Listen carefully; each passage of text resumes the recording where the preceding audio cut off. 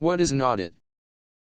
Audit is an independent examination of financial statements of an entity that enables an auditor to express an opinion whether the financial statements are prepared, in all material respects, in accordance with an identified and acceptable financial reporting framework, e.g. international or local accounting standards and national legislations.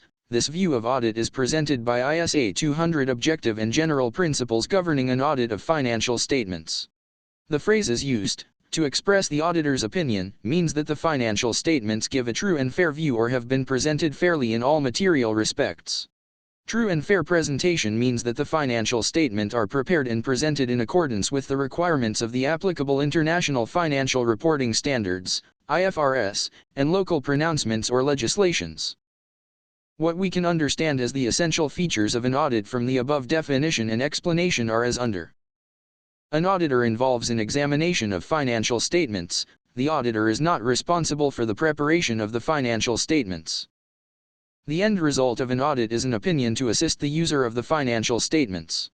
Auditing therefore relies heavily on professional judgment, not merely on the facts. The auditor's opinion makes reference to true and fair or fair presentations, but true and fair is again a matter of judgment.